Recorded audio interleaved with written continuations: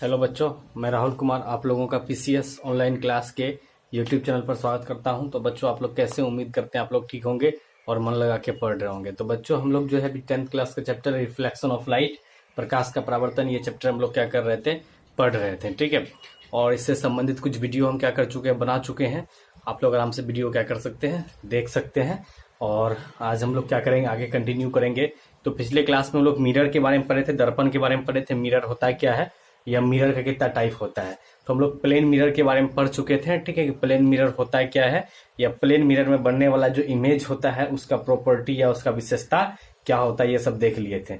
आज हम लोग अब पढ़ेंगे किसके बारे में, तो हम लोग पढ़ेंगे स्पेरिकल मिरर के बारे में, गोलीय दर्पण के बारे में। सबसे पहले किसके बारे में पढ़ेंगे, गोलीय दर्पण के बारे में। स्पेरिकल मिरर होता क्या है, गोलीय दर्पण कहते किसे हैं। ठीक, तो सबसे पहले समझते हैं गोलीय दर्पण यानी स्पेरिकल मिरर होता क्या है। सबसे पहले इस बात को क्या करते हैं, हम लोग समझते हैं। ठीक, देखिए जैसे बात करते हैं क्या कि आप लोग जैसे फुटबॉल देखे होंगे, फुटबॉल देखे हैं। फुटबॉल कैसा होता है, पूरी तरीके से गोल होता है, गोला के आकार का होता है। और ऊपर वाला जो कवर होता है वो रबर का बना होता है, अंदर से वो खोखला होता है और उसमें हम लोग हवा भर देते हैं। ठीक, उसी प्रकार सेम फुटबॉल की तरह क्या करते हैं, एक कांच का गोला लेते हैं। क्या लेते हैं, कांच का एक गोला लेते हैं, जो अंदर से क्या होना चाहिए, खोखला होना चाहिए। कैसा होना चाहिए, खोखला। तो जैसे इस टाइप का मिलेगा, कांच का गोला लेंगे तो पूरी तरीके से गोल नहीं है हाथ, लेकिन इस टाइप का गोला मिलेगा जो अंदर क्या होगा, पूरी तरीके से खोखला होगा। तो उस साइज का क्या करेंगे हम, एक यानी फुटबॉल के आकार का यानी कांच का एक स्ट्रक्चर ले लेंगे जो अंदर से पूरी तरीके से क्या हो, खोखला हो। ठीक है, तो इस टाइप का स्ट्रक्चर मिलेगा। अब देखिए फुटबॉल का कोई भी पर्सन को हम काटे, गोलाकार है, गोला है, अंदर से वो खोखला भी है। यदि उसके हम लोग किसी भी पर्सन को काटे, इतना सा को ही काट के यदि इस गोला का निकाले, तो हम लोग को जो स्ट्रक्चर मिलेगा वो इस टाइप का मिलेगा। किस टाइप का, तो ये जो हाथ देख रहे हैं बेंड है ना, इस टाइप का, ये जो चम्मच देखते हैं आप लोग, उस टाइप का स्ट्रक्चर मिलेगा, यानी बेंड सरफेस मिलेगा। ना कि कैसा सरफेस मिलेगा, प्लेन। क्योंकि स्पेरिकल का पूरा सरफेस क्या होता है, कर्व होता है, वक्र होता है। तो हम लोग जब भी काट के निकालेंगे तो इस टाइप का सरफेस मिलेगा। ठीक है, देख रहे हैं ना, ये सरफेस मिलेगा।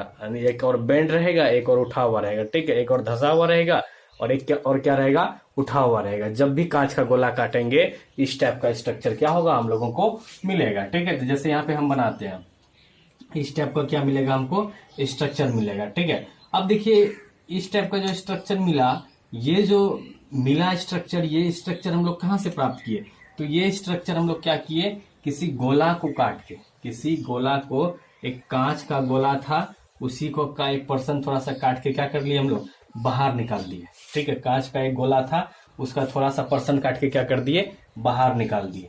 ठीक, तो ये जो मिला, ये जो हमको मिला, ये टुकड़ा, ये मुड़ा हुआ है, कर्व्ड है। अब इसका यूज कर सकते हैं मिरर बनाने में। तो मिरर बनाने का तरीका होता है, मिरर बनाने का तरीका आप लोगों को बता चुके हैं, या नहीं जानते तो सुन लीजिए मिरर बनाते कैसे हैं। जैसे ये कांच का टुकड़ा मिला ना, तो कांच का टुकड़ा का दो सरफेस है। यहाँ पे कितना सरफेस है, दो सरफेस। एक तो उभरा हुआ सरफेस है और एक कैसा सरफेस है, धसा हुआ सरफेस है। तो दोनों में से किसी सरफेस का यूज कर सकते हैं हम लोग मिरर बनाने में। किसका यूज कर सकते हैं, मिरर बनाने में। यदि हम देखिए, एक तो हम लोग क्या कर सकते हैं, ये उभरा हुआ सतह पे सबसे पहले चांदी का परत चढ़ा देंगे, चांदी से रंजित कर देंगे, चांदी का पतला परत चढ़ाते हैं। ठीक है, और उसको मजबूती प्रदान करने के लिए ऊपर से क्या करते हैं, गहरा मोटा पेंट क्या करते हैं, चढ़ा देते हैं, ताकि चांदी के परत पे खरोच ना आए। तो देखिए, एक तो हम लोग जब परत चढ़ाए उठा हुआ सरफेस पे, चांदी का सिल्वरेड किए उठा हुआ सरफेस को, और गहरा मोटा पेंट कर दिए उसके ऊपर से, तो दर्पण का काम कौन कर रहा है, धसा हुआ सरफेस कर रहा है। तो इस प्रकार से इसका यूज कर सकते हैं दर्पण के रूप में। या यदि हम लोग धसा हुआ सरफेस पे कर दे, किस पे कर दे, किसको सिल्वरेट कर दे, धसा हुआ सरफेस को कर दे, और मोटा परत चढ़ा दे धसा हुआ सरफेस पे, तो दर्पण का काम कौन करेगा, उठा हुआ सरफेस करेगा। तो छोड़िए हटाइए, उतना अधिक अभी नहीं समझना है हम लोगों को। हम लोग डायरेक्ट समझेंगे कि ये जो मिरर मिलेगा ये प्लेन होगा क्या, या ये जो मिरर मिल रहा है क्या ये प्लेन है क्या, नहीं, ये दोनों मिरर प्लेन नहीं है, ये दोनों कर्व है, ये मुड़ा हुआ दर्पण है। ठीक है, और ये किसी गोला का क्या है, किसी स्पेरिकल का हिस्सा है, किसी गोला का, किसी स्पेयर का क्या है, हिस्सा है। ये दोनों, इसके बारे में बात करें, एडजस्ट करेंगे तो यहाँ एडजस्ट हो जाएगा, या इसको भी घुमा के एडजस्ट करेंगे तो यहाँ हो जाएगा एडजस्ट। तो गोलीय दर्पण का डेफिनेशन पे जाए तो गोलीय दर्पण होता क्या है, तो गोलीय दर्पण किसी न किसी गोला का क्या होता है, हिस्सा होता है। क्योंकि इसको बनाते हैं, किसी गोला को काट के उसका टुकड़ा निकाल के इस दर्पण को हम लोग क्या करते हैं, तैयार करते हैं। यदि यहाँ पे हम कंप्लीट गोला बनाना चाहें तो इस टाइप का गोला हमको क्या हो जाएगा, मिल जाएगा। तो देखिए, तो ये किसी ना किसी गोला का क्या है, किसी ना किसी गोला का, किसी ना किसी स्पेयर का क्या है, पार्ट है ये दर्पण। ठीक, तो गोले दर्पण का डेफिनेशन क्या हो जाएगा, तो ये किसी गोला का क्या होता है, हिस्सा होता है। क्या होता है, गोला का हिस्सा। अब देखें हम लोग क्या, अब हम लोग देखें कि गोलीय दर्पण का होता है दो टाइप। ठीक, कैसे दो टाइप हम लोग बोल सकते हैं। देखिए, मिरर का यूज हम लोग दो प्रकार से कर सकते हैं। यदि सिल्वरेड कर दिए उठा हुआ सरफेस को तो मिरर का काम करेगा धसा हुआ सरफेस, और यदि सिल्वरेड कर दिए धसा हुआ सरफेस को तो मिरर का काम करेगा कौन सा सरफेस, उठा हुआ सरफेस। तो इस आधार पे हम लोग कह सकते हैं कि गोलीय दर्पण का दो प्रकार होता है, दो टाइप होता है गोलीय दर्पण का। इस आधार पे कह सकते हैं, पहला ये हो जाएगा और दूसरा कौन सा हो जाएगा, ये। ठीक है, तो देखिए एक सेकंड, जब देखिए, ये देखिए, इस मिरर पे गौर कीजिए, जैसे इसको हम साइड में बनाते हैं, इस मिरर पे गौर कीजिए। तो इस मिरर में जो सिल्वरेड किए हैं, किस पे किए हैं, उभरा हुआ सतह पे, उठा हुआ सतह पे। तो जिस और सिल्वरेड करते हैं, जिस और चांदी का परत चढ़ाते हैं, क्या वो पार्ट दर्पण का काम करता है, मिरर का नहीं करता है, उसके अपोजिट साइड करता है। तो कौन कर रहा है, तो ये धसा हुआ जो सरफेस है वो मिरर का क्या कर रहा है, काम कर रहा है। कौन सा सरफेस, ये धसा हुआ सरफेस मिरर का काम कर रहा है। तो इस मिरर को हम लोग कह सकते हैं कौन सा मिरर, कौन सा दर्पण कह सकते हैं, तो अवतल दर्पण कह सकते हैं। कौन सा दर्पण बोल सकते हैं, अवतल दर्पण, कॉनकेव मिरर। कौन सा मिरर कह सकते हैं, कॉनकेव मिरर। और देखिए, इस पे गौर कीजिए, जैसे यहाँ पे इसको मिटा के फिर से फ्रेश करके बनाते हैं। जैसे यहाँ पे गौर कीजिए, यहाँ पे हम सिल्वरेड किसको किए हैं, तो यहाँ पे सिल्वरेड किए धसा हुआ सरफेस को। चांदी का परत किस पे चढ़ाया, धसा हुआ सरफेस पे चढ़ाया। तो दर्पण का काम कौन कर रहा है, ये जो उभरा हुआ सरफेस है। जैसे मान लीजिए धसा हुआ सरफेस पे चांदी का परत चढ़ा दिए, तो क्या उस ओर से अपना इमेज देख सकते हैं, नहीं देख सकते हैं। उसके अपोजिट साइड से हम लोगों को इमेज दिखाई देगा। तो इमेज दो देखेंगे तो ये सामने वाला जो सरफेस है, इस पे हम लोग का इमेज बनेगा। तो यहाँ देखिए, मिरर का काम कौन कर रहा है, तो यहाँ मिरर का काम कर रहा है उठा हुआ सरफेस। तो इस दर्पण को, इस मिरर को हम लोग कौन सा मिरर बोलेंगे, उत्तल दर्पण बोलेंगे, कॉन्वेक्स मिरर कहेंगे। कौन सा मिरर कहेंगे, कॉन्वेक्स मिरर हम लोग इसको कहेंगे। ठीक है, तो हम लोग देख रहे हैं कि गोलीय दर्पण यानी स्फेरिकल मिरर का दो टाइप है। एक अवतल दर्पण है जिसको हम लोग कॉनकेव मिरर कहते हैं, ठीक है, और एक अवतल दर्पण है, एक अवतल दर्पण यानी जिसको हम लोग कॉनकेव मिरर कहते हैं, और दूसरा उत्तल दर्पण यानी इसको हम लोग क्या कहते हैं, कॉन्वेक्स मिरर। यदि अवतल दर्पण यानी कॉनकेव मिरर के बारे में पूछा जाए क्या होगा, तो देखिए इसमें जो है, इसमें परावर्तक सतह का काम कौन कर रहा है, या हम लोग इसका डायरेक्ट डिफिनेशन बोल सकते हैं कि वैसा दर्पण जिसका परावर्तक सतह, देखिए इसका परावर्तक सतह कौन होगा, तो ये जो सिल्वरेड किए उभरा हुआ सतह पे किए, तो परावर्तक सतह का काम कौन करेगा, धसा हुआ सतह। तो हम लोग इसका डिफिनेशन बोल सकते हैं, वैसा दर्पण जिसका परावर्तक सतह रिफ्लेक्टिंग सरफेस धसा हो, उसको हम लोग अवतल दर्पण कहते हैं। और उत्तल दर्पण के बारे में बात करें तो देखिए यहाँ पे सिल्वरेड किए धसा हुआ सरफेस पे, तो मिरर का काम कौन करेगा, उठा हुआ सरफेस। जिधर से सिल्वरेड करते हैं उसके अपोजिट साइड मिरर का काम करता है। तो ठीक है, देखिए यहाँ पे रिफ्लेक्टिंग सरफेस यानी परावर्तक सतह का काम कौन करेगा, तो उभरा हुआ सतह करेगा। तो ये जो मिरर हो गया, कौन सा मिरर हो गया, यानी कॉन्वेक्स मिरर हो गया, यानी उत्तल दर्पण हो गया। तो देख लिया हम लोग, मिरर का दो टाइप होता है। मिरर का कितना टाइप होता है, दो टाइप। कौन सा मिरर का, तो गोलीय दर्पण का, एक उत्तल दर्पण और एक अवतल दर्पण। तो यहां तक आप लोग को समझ में आ गया होगा। ठीक है, अब देखिए कुछ इंपॉर्टेंट टर्म होता है स्फेरिकल मिरर से संबंधित, स्फेरिकल मिरर से रिलेटेड कुछ इंपॉर्टेंट टर्म होता है। वो सब टर्म को हम लोग क्या करते हैं, तेजी से समझ लेते हैं। ठीक है, जैसे मान लीजिए यहाँ ध्यान से देखिए, जैसे एक गोला लिए, ठीक है, क्या ले लिए, गोला। जैसे थोड़ा सा कांच का टुकड़ा को काट के निकाले, इस साइड से भी थोड़ा सा काट के निकाल दिए। अब देखिए यहाँ पे हम क्या करते हैं, सिल्वरेड कर दिए। क्या कर दिए, सिल्वरेड कर दिए। तो आप लोग देखिए किसको सिल्वरेड कर रहा है, तो उभरा हुआ सतह को, उठा हुआ सतह को सिल्वरेड कर रहे हैं, देख रहे हैं ना। और ये धसा हुआ सतह, अंदर वाला पर्सन क्या है, धसा हुआ है। धसा हुआ सतह किसका काम करेगा, मिरर का। तो ये कौन सा मिरर हो जाएगा, तो ये हो जाएगा कौन सा दर्पण हो जाएगा, तो ये अवतल दर्पण हो जाएगा। कौन सा दर्पण हो जाएगा, अवतल दर्पण यानी कॉनकेव मिरर। कौन सा मिरर, कॉनकेव मिरर हो जाएगा ये। ठीक, अब देखिए यहाँ पे भी एक टुकड़ा मिला है। अब इस धसा हुआ इसमें क्या करते हैं कि धसा हुआ सरफेस को क्या करते हैं, सिल्वरेड कर देते हैं। किसको सिल्वरेड कर दिए, तो धसा हुआ सरफेस को सिल्वरेड कर दिए। तो मिरर का काम कौन कर रहा है, तो मिरर का देख रहे हैं सामने जो उठा हुआ सरफेस है, ये मिरर का काम कर रहा है। कौन मिरर का काम कर रहा है, उठा हुआ सरफेस को। सिल्वरेड किसको कर दिए, धसा हुआ सतह को। ठीक है, तो ये जो मिरर हो जाएगा, ये कौन सा मिरर हो जाएगा, तो ये हो जाएगा उत्तल दर्पण। कौन सा दर्पण हो जाएगा, उत्तल दर्पण, यानी इसको हम लोग बोलेंगे कॉन्वेक्स मिरर। कौन सा मिरर कहेंगे, कॉन्वेक्स मिरर। ये सब आप लोग क्या कर चुके हैं, समझ चुके हैं। ठीक है, तो ये दो दर्पण मिला, दो टुकड़ा काटे और दो अलग अलग जगह पे पेंट किए, यानी सिल्वरेड किए, तो दो अलग अलग दर्पण मिला। एक कॉन्वेक्स यानी दो अलग अलग मिरर होना, एक कॉनकेव मिरर बना, दूसरा कॉन्वेक्स मिरर बना। अब देखिए आप लोग जानते हैं कोई गोला है तो गोला का कुछ ना कुछ कोई ना कोई एक पॉइंट होता है गोला के ठीक बीचों बीच। मान लीजिए कोई गोलाकार स्ट्रक्चर है, उसके ठीक बीचों बीच एक पॉइंट पाया जाएगा, एक पॉइंट पाया जाएगा। जैसे सर्किल में होता है ना, ठीक बीचों बीच एक पॉइंट, मान लीजिए जैसे ये सर्किल बनाते हैं, सर्किल के ठीक बीचों बीच एक पॉइंट पाया जाता है, उसको क्या कहते हैं, सर्किल का सेंटर कहते हैं। क्या कहते हैं, सर्किल का सेंटर, यानी इसको हम लोग क्या कहते हैं, सर्किल का केंद्र कहते हैं। क्या कहते हैं, केंद्र कहते हैं। सर्किल का क्या कहते हैं, केंद्र कहते हैं। उसी प्रकार गोला के ठीक बीचों बीच भी एक पॉइंट पाया जाता है। क्या पाया जाता है, एक पॉइंट पाया जाता है, जिसको हम लोग क्या कहेंगे, जिसको हम लोग कहेंगे गोला का केंद्र। क्या बोलेंगे उसको हम लोग, गोला का केंद्र। ठीक है, गोला का केंद्र हो जाएगा वो। लेकिन एक बात देखिए, यदि ये पूरा गोला का केंद्र है ये पॉइंट, तो इस सरफेस के बारे में बात करते हैं। ये जो सरफेस या ये जो मिरर है, जिसको हम कांच का टुकड़ा को जो काट के मिरर बनाए हैं, इस मिरर के लिए भी तो ये केंद्र होगा। क्यों ये केंद्र होगा इस मिरर के लिए, क्योंकि ये मिरर इसी गोला का हिस्सा है। और इस मिरर के बारे में बात करें, इस मिरर के लिए भी ये क्या करेगा, केंद्र का काम करेगा। ये जो गोला है, ये जो पॉइंट है ठीक बीचों बीच, जिसको हम लोग गोला का केंद्र कर रहे हैं, तो इस मिरर के लिए भी ये केंद्र का काम करेगा। क्यों, क्योंकि ये भी इसी गोला का क्या है, हिस्सा है, इसी स्पेयर का हिस्सा है। दोनों का दोनों मिरर एक ही स्पेयर का क्या है, हिस्सा है। ठीक है, तो इसलिए इसका जो केंद्र होगा, गोला का जो केंद्र होगा, वही इसका भी केंद्र हो जाएगा, सेंटर हो जाएगा। और यहाँ पे भी गोला का जो केंद्र होगा, वही इसका क्या हो जाएगा, इस मिरर का भी सेंटर हो जाएगा। तो दो मिरर देखें, एक उत्तल दर्पण यानी एक कॉन्वेक्स मिरर देखें, दूसरा कॉनकेव मिरर देखें। तो देखिए यहाँ पे हम बोल सकते हैं कि ये जो पॉइंट, जैसे इसका नाम ओ दे देते हैं, ओ दे दे, तो ओ जो है इस मिरर का केंद्र होगा। हम ये बात भी बोल सकते हैं कि ओ जो है इस मिरर का भी क्या होगा, केंद्र होगा। लेकिन देखिए मिरर का जब बात आता है ना, कि स्पेशल वर्ड का यूज करते हैं हम लोग मिरर के लिए।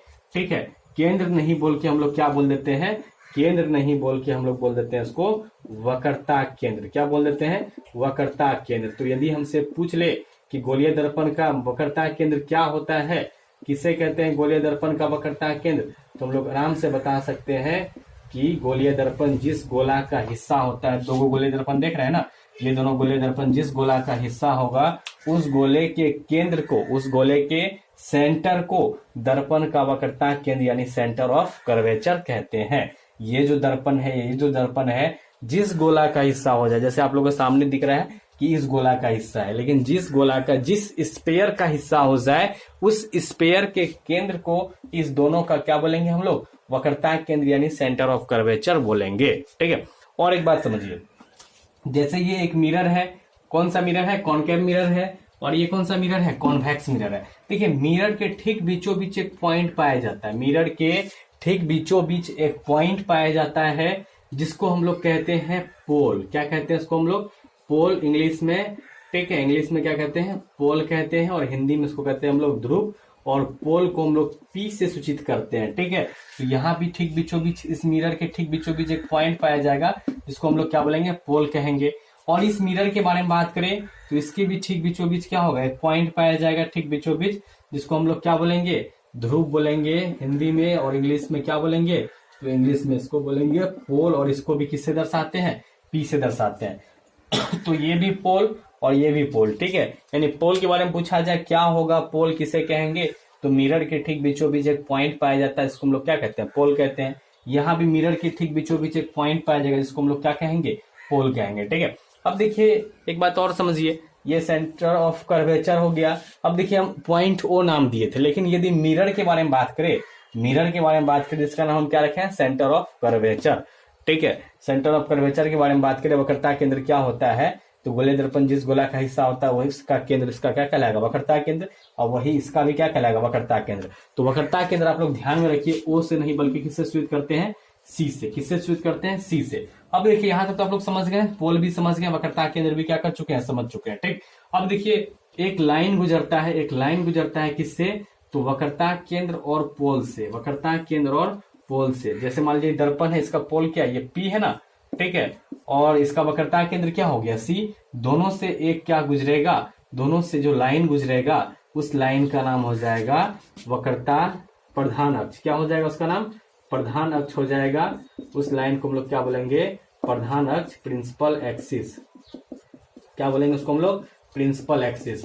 उसी प्रकार इस मिरर के बारे में बात करें, इसका ये पोल है और ये क्या है, सेंटर ऑफ कर्वेचर। इससे भी क्या होगा, ये दोनों से भी क्या होगा, एक लाइन गुजरेगा जो इस मिरर का क्या कहलाएगा, इस मिरर का प्रिंसिपल एक्सिस कहलाएगा। क्या कहलाएगा, इसको हम लोग यानी प्रधान अक्ष कहेंगे। इस मिरर का क्या कहेंगे, प्रधान अक्ष या मुख्य अक्ष भी हम लोग कह सकते हैं, प्रिंसिपल एक्सिस कह सकते हैं। ठीक है, तो प्रिंसिपल एक्सिस क्या हो जाएगा, तो मिरर के पोल और सेंटर ऑफ कर्वेचर से जो लाइन गुजर रहा है, देखिए यहाँ पे एक दूसरे को ओवरलैप कर जा रहा है, क्योंकि एक ही जगह रखे दोनों को, इसलिए ओवरलैप कर जा रहा है।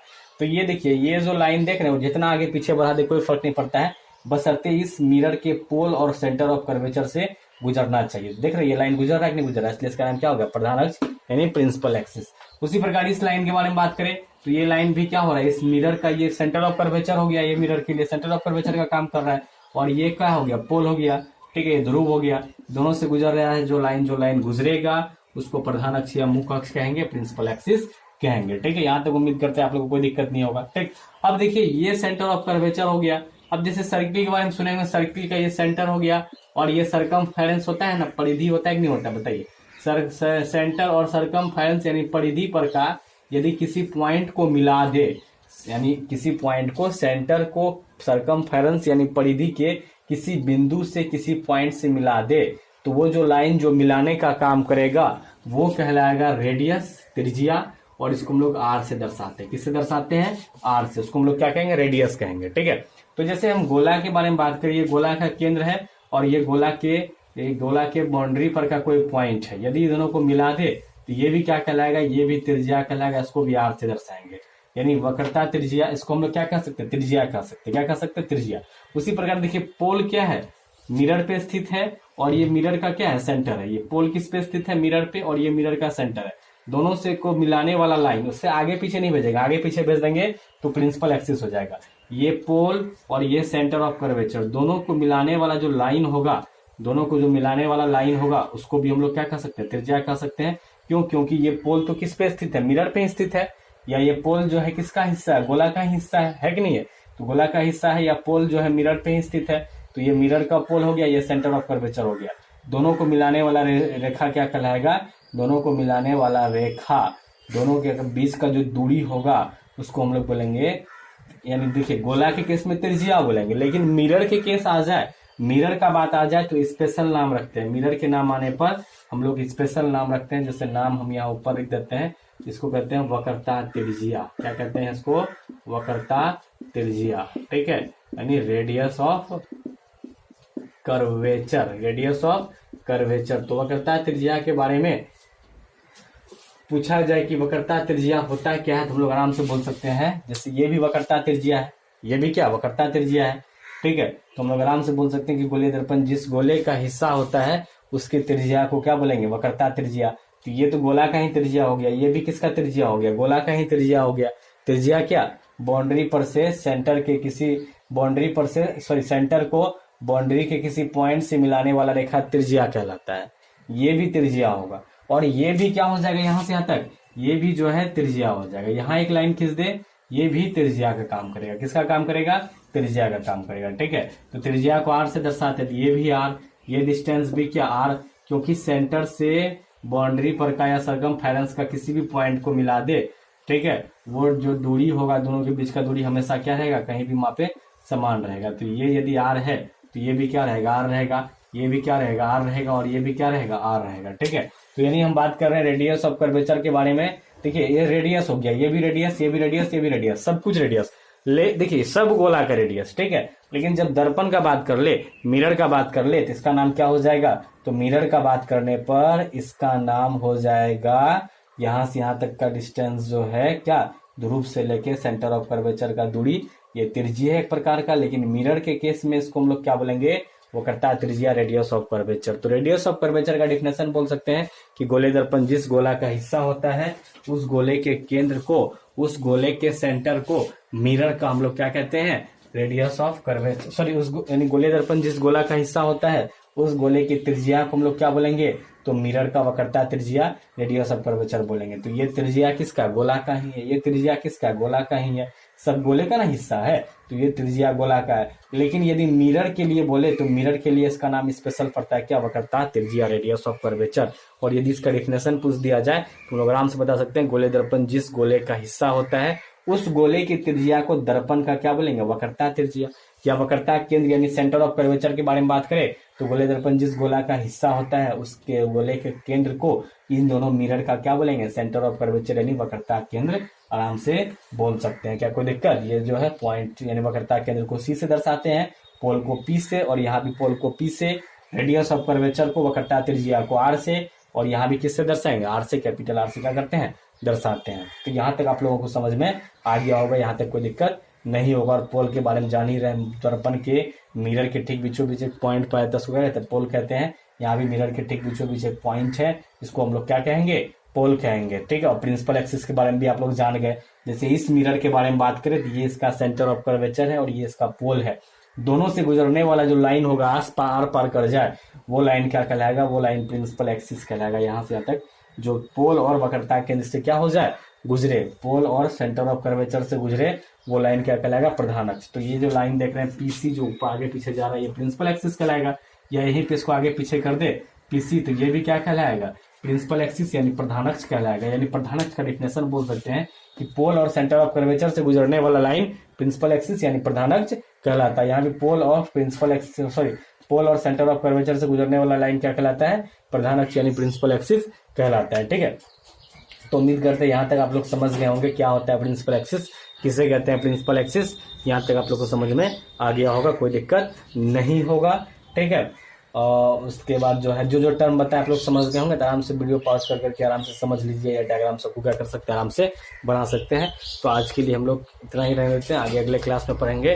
तो देखिए, यदि आप लोगों को वीडियो अच्छा लगता है तो अपने दोस्तों के बीच क्या कीजिए, शेयर कीजिए, साथ ही साथ चैनल को सब्सक्राइब कीजिए और वीडियो को लाइक कीजिए और कमेंट करके बताइए कि वीडियो आखिर आप लोग को लगता कैसा है, या किसी टॉपिक से संबंधित वीडियो चाहते हैं तो कमेंट बॉक्स में लिखिए। यदि ज़्यादा से ज़्यादा बच्चों का डिमांड रहेगा तो उस टॉपिक से संबंधित वीडियो क्या कर देंगे, बना देंगे। तो मिलते हैं हम लोग अगले क्लास में, धन्यवाद।